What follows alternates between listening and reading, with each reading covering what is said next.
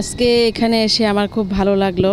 আমাদের বাংলাদেশ নৌবাহিনী যে এত সমুন্নত সেটা এখানে না আসলে জানতে পারতাম না। ওদের বিশেষ করে ওদের আন্তরিক ব্যবহার খুবই মুগ্ধ করেছে এবং আমরা না জানা অনেক জিনিস জানতে পেরেছি।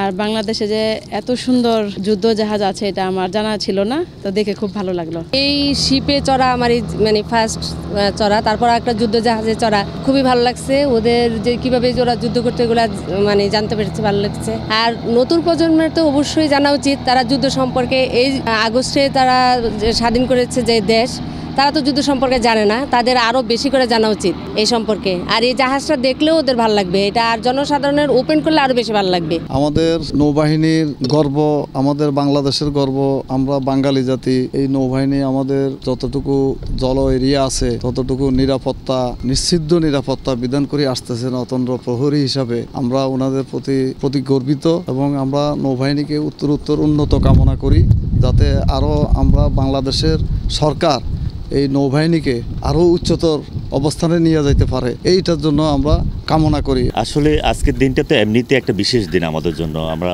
বাংলাদেশিদের জন্য। 26শে মার্চ একটা গর্বের দিবস। সেই গর্বের দিনে যখন এখানে বেড়াতে আসলাম, বিশেষ করে দেখতে আসলাম, দেখে আসলে মুগ্ধ হলাম।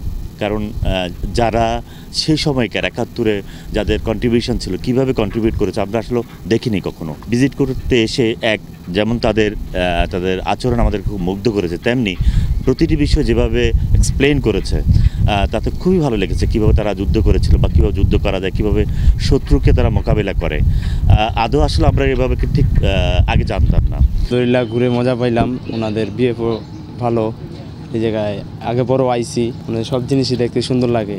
সবই আছে ওনাদের, যারা যারা দেখার জিনিস ওনারা সবই দেখাইছে, দেখেও মজা পাইলাম। আমি অনেক কিছু দেখেছি, আমার আঙ্কেলরা আমাকে চকলেট দিয়েছে, অনেক কিছু দেখিয়েছে, আমাকে রাইফেল দেখিয়েছে, অনেক কিছু দেখিয়েছে। আজকে আমাদের মহান স্বাধীনতা দিবস উপলক্ষে নৌবাহিনীর একটা বিশেষ আয়োজন, যেটাতে নৌবাহিনীর যুদ্ধ জাহাজ ডিসপ্লে করা হবে।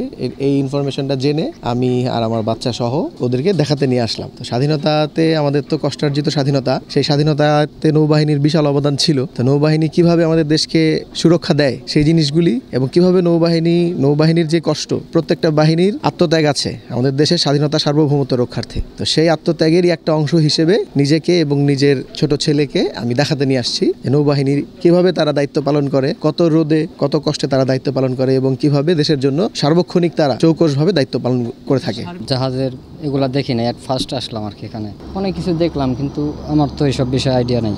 না, সাধারণত বাইরে এগুলো তো দেখা যায় না, এটা তো একটা ফোর্সের জন্য, ওই ফোর্সের জন্য যেটা আছে, যেটা আমরা দেখি নাই, ওগুলাই দেখলাম আর কি। আগে দেখি না, এখন দেখছি, অনেক ভালো লাগতেছে। কথা বলছেন, আর ভিতরে আসাটাই হলো মূল উদ্দেশ্য।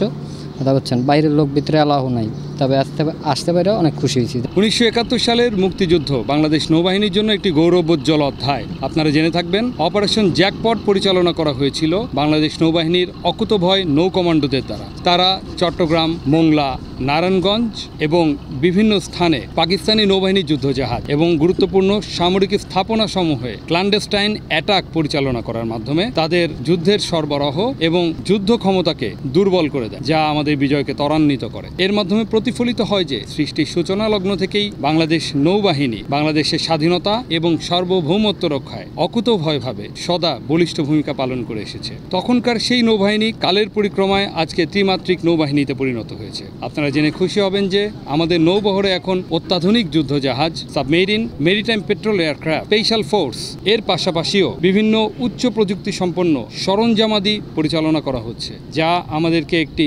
শক্তিশালী নৌবাহিনী হিসাবে আত্মপ্রকাশ করতে সহায়ক ভূমিকা পালন করেছে।